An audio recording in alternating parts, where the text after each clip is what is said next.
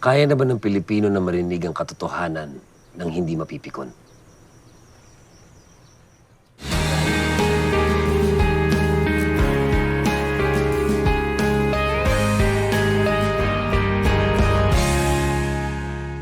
What up guys, Chart from ghesai TV, back another episode of Reaction Time. Ayun nga po guys, medyo sad news sa mga karamihan siguro sa ating mga Pinoy netizens na sumusubaybay kay Doc Adam, kung saan in-announce na nito ang kanyang second time na pag-alis o masasabi nating pagsa-sign off sa kanyang pag-YouTube. At ito nga ay medyo sabihin nating sad news dahil para sa akin ay tila malaking problema ito, dahil pag pala nagsasabi ka o nagbibigay ka ng isang opinion sa isang produkto ay kung ubusan ng pera ang usapan ay talagang mapapalabang ka kung ganitong style ang content mo. Kaya katulad nung kay Invested Lifestyle na sabihin nating nagbibigay ng mga mabibigat na kritisismo sa mga sabihin natin mga malaking kumpanya. So pakinggan natin ang video na to at nagbigay tayo ng ating reaction sa pag-alis ni Doc Adam sa YouTube. Let's watch.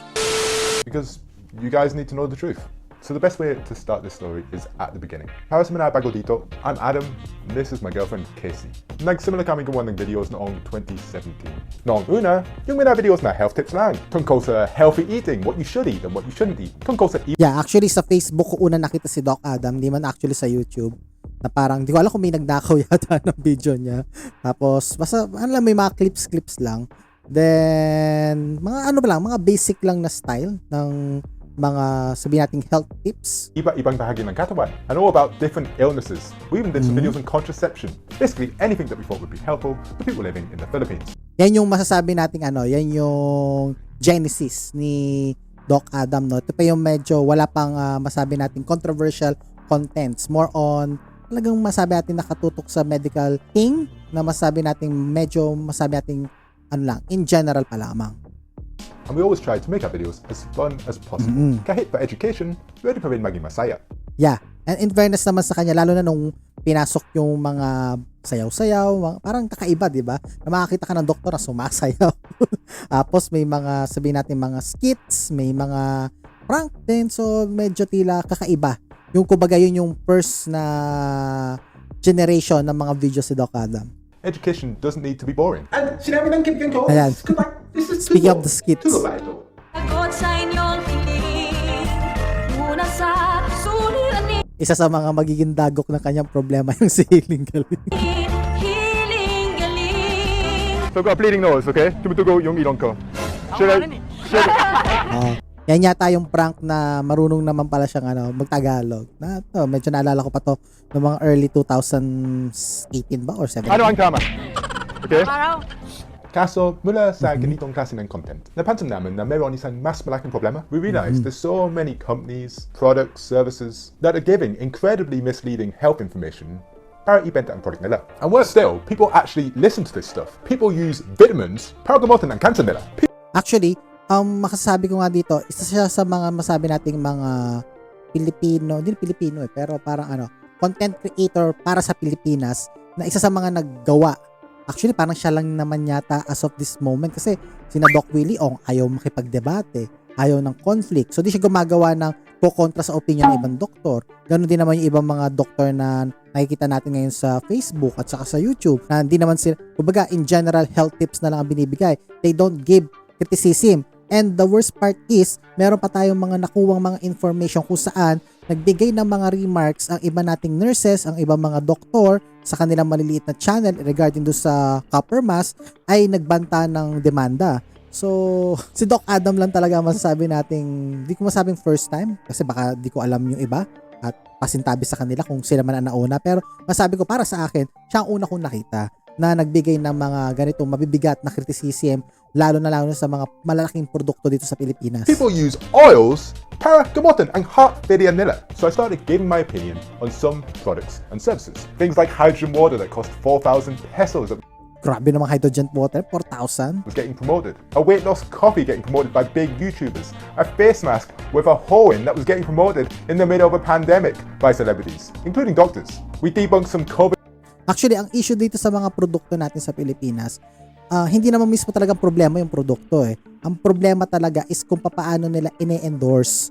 Kasi pasado naman sa FDA yan. Sinasabi nga ng FDA, hindi to gamot na pwedeng gamitin sa mga sakit. Kumbaga, it will help on some way, pero hindi siya nakakagaling. Pero ang problema kasi, once na in-endorse na, para maengganyo ito sa mga tao, ay talagang nagkakaroon ng mga masabi nating extra mile para sabihin nating ma-promote talaga to na tipong masyado ng milagro sinasabi para lang mabenta tong product, which is ang problema doon, yung government siguro natin dapat tinitingnan pa ito na maigi dahil kaya medyo tumataas ang sungay ng mga ibang kumpanya dahil di sila nasisita.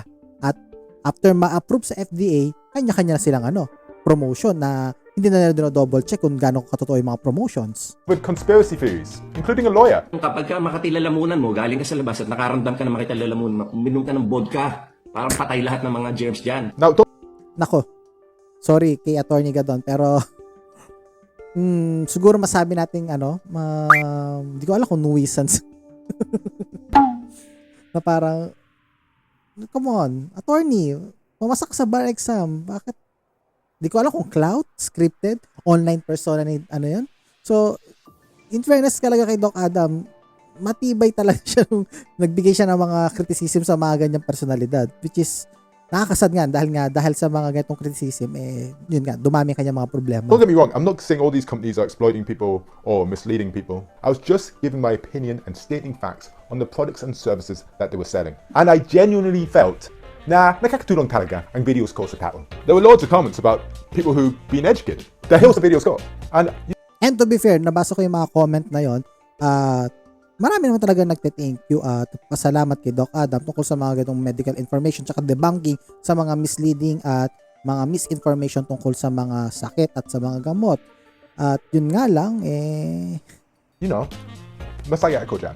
Kaso, ang Philippines ay hindi katulad ng ibang bansa. When I started to give my opinion on products, services, advice, people became very angry very fast. Siniraan mo ako at sinabi mo na ako'y nagpapakalat ng maling impormasyon? Doon ka nagkakamali. Ninakaw mo ang video ko. Ikaw na doktor na pautal-utal, no? Kung ad hominem. magtagalog, no? Huwag ka masyadong pakialamero, ha? Ob ka, hindi mo na kaya maging doktor. Bastos ka. Akalalaki ka ata. Tinanggal mo yung post mo because wala kang bayag. How Yun na. Puro ad hominem. is that kind of behavior acceptable? Ben Toffel calls himself an investigative journalist. And ganyan ang pagsasalita niya. And let's just remember, the girl in the middle there said, nagpapalaki daw ang pakwan sa titi. Ang ipapayo ko sa inyo ay yung natural remedy kung paano lalaki ang iyong ari. Hindi po ito nakakasama sa kalusugan kahit anong edad. Ito po ay yung watermelon. Ang masakit ito, may naniniwala sa mga ganitong content creator na hindi naman iniimbestigahan ang kanilang mga, sabi nating, origins. Kung saan sila nanggaling, ano ang credentials nila. It's not. How can you? Anyway, the more and more I gave my opinion, the more and more ad hominem I received. Maraming Australiano, hindi lahat to, maraming Australiano ang racist. Adam is one of them. This guy is a racist. Ito at tingin namin may tililing. Bastos talaga yung Doc Adam na yan. Walang kasing bastos sa balat ng lupa. Tingnan nyo guys, no? Naalala nyo yung intro? Yung pinakita kong bago ako mag-intro? Yung clip ni Apolinario Mabini? Di ba? Ganun lang kasimple. Kaya pinakita ko sa inyo yun guys kasi it reflects na marami sa ating mga kababayan na hindi nila siguro naiintindihan ang criticism na, criticism at yung pang-iinsulto.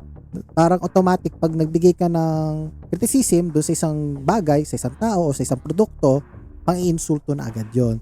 So hindi nila kinukuha yung, sa mas specific na salita, ay yung constructive criticism. Kasi meron ibang criticism na syempre nalalait na lang. Actually, di nga criticism dapat ang tawag doon. Pero yun nga, yung mga Pinoy, hindi nila kaya, most na mga Pinoy, hindi nila talagang kayang paghiwalay yun. Lalo-lalo pagdating sa politika, nag-aaway yung pro-Marcos tsaka pro-Aquinos. So, alam niyo, nag-aaway-aaway sila na nag-aatakihan sila. Hindi na yung usapang hindi na siya usapang yung mismong subject, kundi natitirahan na lang sila na bobo ka, tanga ka, ganyan. Bobo mo, di mo alam history, tanga, yan. Puro pag-insulto. instead na pag-usapan yung mga facts or mga tunay na information na available. So yun lang yung sad sa ating mga Pilipino. I just can't believe that that's how people behave in response to my videos. Attack the facts, not the person. Instead of attacking the facts, they attack the person, which happens to be me and Budo. Anyway, actually, swerte pa si Buto dahil di naman siya tunay na tao. Around this time, we started to get lots of like legal threats as well. Medyo ma-stress, pwede namin kayong idemanda. Actually. Let's see. Pwede namin po kayong idemanda. Leo, you falsely guaranteed whitening and weight loss to all consumers. If I want to give my opinion on that, I can give my opinion on that. We also received letters from Copper Mask, the mask with the butas. You created a mask with a hole in a pandemic. We also received legal threats from Front Row, and I also received a legal letter from the NBI stating that somebody called Edna wanted to sue me after my Healing Galing videos. Healing Galing were on national television giving advice like this. Dahil stage 4 cancer condition na po yun na dati po hindi alam ni nanay, di yung mega dose na herbal serpentina tablets ang pinainom natin. Tapos, tig-6 na tabletas ng herbal vitamins B1, B6, B12. If you have... Yun yung problema, no? Na once na yung nag-start na to double check or to criticize or to validate yung mga ganong claims, threat na agad yon, demanda na agad ang gagawin. Instead na sagutin yung video ni Doc Adam, sabihin natin sa sa Healing Galing, sabihin natin talagang tunay na nakakagaling yung Healing Galing, di ba? Yung mga produkto niya. Bakit hindi niya i-present yung facts na kung saan yung percentage ng mga gumaling sa stage 4 cancer o kung anumang stages siya ng cancer, yun ang ipakita niya at ibato niya sa kanyang video. Instead, ang ginagawa, NR, no reaction, pero sa likod-likod, gumagawa na pala ng demanda tungkol sa isang content creator. Yan, example, si Doc Adam nga, ginagawa na siya ng cyber libel. So, di ba, doon pa lang dapat maging critical thinking or thinkers na ang mga Pilipino pag nakikita mo gano'n na yung galawan, di ba? Instead na sagutin yung issue, paulanin ka ng demanda, which is sad. Yan yung nakakatakot bilang isang content creator, lalo na kung nasa ganito kang sabi nating genre, yung mga reactions, di ba? Have cancer, those things will not cure your cancer. As a doctor, I'm entitled to give my opinion on that and help people make informed decisions about the healthcare that they seek. Anyway, iba-iba ang threats na natanggap ko. Different scenarios, different people, different merits. But the thing is, cyber libel in the Philippines is a criminal offense. Yung ibig sabihin nito is, makakakulong ako kung guilty ako for 6 to 12 years. Now, kaya nga ang laging advice nga ni Attorney Libayan, straight kung sasagot ka sa gagawa ka ng isang bagay na criticism or what, dumiretso ka lamang dun sa produkto or dun sa actions, hindi dun sa pagkatao. Kumbaga, yun nga, sinasabi nga nila na ad hominem, umiwas ka doon dahil automatic mapapasok ka sa cyber libel. So, kung content creator ka, nasa ganito kang genre na sabihin natin nagbibigay ng mga opinions, reaction, criticism, I do suggest na panoorin nyo kay Attorney Libayan para at least magkaroon kayo ng awareness na ito pala ang paraan para makaiwas sa mga ganitong mga legalidad o mga possible na legal problems. None of these threats or cases or letters ever even pushed to court. But if they had, and I was found guilty to all of them, I could have faced prison for 72 years. They're drug dealers, rapists, and murderers. I don't want to go there for 72 years. It's funny, but it's also kind of sad. The Philippines is ranked 138 in the world for free speech. After all my videos... Actually, speaking of Attorney Libayan, diniscuss doon sa video niya yung masabi nating technicalities ng kaso ni Doc Adam, kung saan napanood o nalaman natin doon sa video ni Attorney Libayan yung kaso ni Doc Adam. Just imagine, nag-comment yung isang tao sa post mo, kung libelous or slanderous ang pinagsasabi ng commenter na yon, yung nag-post na kunwari si Doc Adam nag-post, pwede siya mademanda. So, ganun katindi. Kaya pala nagtataka ako, pag tumitingin ako ng mga channels sa Australia, sa kanilang mga YouTube, sa mga news, sa mga documentaries nila, nagtataka ako, ayan, nakikita nyo, puro off yung comment section. Kasi nga, pag may hindi ka magandang sinabi doon sa comment section na yon, yung isang tao, nagbigay siya ng mga masabay nating talagang slanderous remarks, pwede na yun na gawing kaso dun sa content creator. So, medyo kakaiba ang batas sa Australia. On all those topics, I received comments from Filipinos, yeah, you guys, saying, oh, wag ka makialam. Oh, kasalanan mo yan. You deserve it. I want some of those people to think, if they really want to live in a society where somebody has to face the fear of facing a potential 72 years in prison for giving their opinion on a topic. Now, dahil sa lahat ng naranasan ko dito, we've had some chats, me and Casey, and we've decided that we're going to leave YouTube. It's not worth it. Now, ano masabi natin sa pag-leave? For, syempre, his rule, his channel, his rule. So, para sa akin, syempre, kung talagang di ka na masaya dyan sa paggagawa ng content creation, tas puro sakit sa ulo ang maabot mo, and total, 1 million subscribers is achievement na. And actually 100 nga lang achievement na yun eh. What more kung 1 million pa, no? So I think na pwede na siguro siyang mag-retire kung gustuhin niya talaga, or kung gusto niya pang gumawa ng ibang content, balikan yung ganitong content creation, eh siguro bumalik siya sa London or sa UK kung saan man siya nakatira dati sa Europe, para mas magkaroon siya ng protection, kasi sa Australia kakaiba kasi yung batas doon, kaya napaulanan siya ng kaso ni Doc Farrah. Kaya ayun lang siguro masabi ko, karapatan niya naman yan. So, kung mas masaya siyang magiging doktor na lang ordinary, syempre sino naman tayo para tutulan siya, diba? Ayun na si Casey. So, this is Casey. Hi. So she's been helping me make the videos for the last 4 years. Wow. Yeah. 4 years. Since we moved to Australia. 4 years of stress. So we've decided, like, now we've stopped, we're going to travel, not travel, but travel and work. So we're going to go to the north of Australia and do some work with like deprived communities, like Aboriginal communities, and do some work up there, right? Yep. We're gonna get married. We're going to get married. We're going to get married as well. Oh, congrats! Kaya na Casey and Doc Adam. So hopefully, hindi maging sagabal ang kasong to na kinakarap niya. At yung, syempre, yung global pandemic natin ngayon, magagawa na rin siguro nila yung kasal dahil kahit pa paano, dumadami na yung vaccine. So, good job and congratulations. Hopefully. And we're gonna be traveling with... Oh yeah, we just got a dog. That's why I'm moving around. Here's the Charlie boy. Say hello, Charlie boy. Say hello to the camera, Charlie. Ay, ano yan, Doc Adam? Therapy dog nyo ba? Sa sobrang dami ng stress, kailangan nyo na ng aso. Pero, to be fair naman sa mga aso, nakakaano yan eh, tanggal ng stress. Wag pusa, yung mga pusa na yun, traidor yung mga nangangalmot yung mga yan, tsaka nakagat, wag yan. So, buti pa yung aso, loyal yan. This is Charlie. Hello, Charlie boy. He'll be traveling with Kulit ng aso. while we work. He's a bit like a therapy dog. Oh, speaking He's of, meant to give me therapy, but he's not. That was meant to be the end of the video there, but then I thought there are so many things that make me so angry that I need to get off my chest before I leave YouTube. Number one is for the official government bodies like the FDA, DOH in the Philippines. Alam ninyo kung gaano kadelikado ang health claims ng ilang negosyo dyan sa Philippines. People are being harmed because of dangerous health claims being made by many companies. Grow some bayag and put a stop to it. The second thing I want to say is about celebrities in the Philippines. Some of you promote companies and services with outrageous and dangerous health claims. to be fair, totoo naman talaga yon. I think kukunin lang nila yung product, sabihin lang nila ganyan-ganyan, o susundin lang nila yung script nila, which is nakaka-sad lang. Lalo na rampant dito yung pampaputi, kung ano-ano mga vitaminang egg-sad siyang mga health benefits. So, ganun talaga eh. You are part of the problem.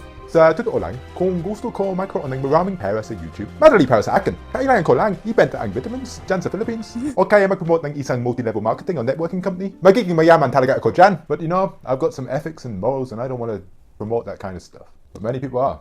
Okay, now that we've discussed yung karanasan ko bilang isang content creator dyan sa Philippines, I want to move on to a totally new and different subject and just talk a little bit about Dr. Farrah. Father's been diagnosed with stomach cancer. Ito na ang dagok. Ang simula ng sakit ng ulo. It's getting worse. You feel so much pain in the stomach and swollen feet. What can you recommend po to do? This is from Bridget Nellen Gubikinang Mata. The best thing to go there is, again, Boston si Pixie does, mega dose vitamin C. Yan po. Maganda po sa kanila yan. From shoulder down to the knee, pain for 22 years. Alam na natin yan. Forward. So most of you know that Dr. Farrah is currently suing me dito sa Australia. Here's some of the papers Kahit titigaw ako sa paggawa ng videos. Hindi ako titigaw sa paggawa ng videos tungkol kay Dr. Farrah. And here are 3 reasons. Dr. Farrah continues to give advice online. I just want to ask, is there another medicine than dialysis? I would try baking soda and Boston sea. Hello Dr. Farrah, so that my lump on my right breast will be gone, what should I drink? I would try papaya leaves, Boston sea, megadose vitamin C, and pixie dust. Now, there's lots of reasons why that kind of advice is dangerous. Halimbawa, kung meron kang buko sa suso ninyo, kailangan mo yan ipatingin sa isang doktor para malaman kung bakit. Bukod pa dyan, her products Boston Sea, Pixie Dust, Vitamin C have warnings from the US FDA. I suggest you read those warnings before you use those products para gamutin ang buko sa susunod ninyo. I'm not sure kung sa Pilipinas, kasi alam ko na nagbigay na ng warning ang FDA, no?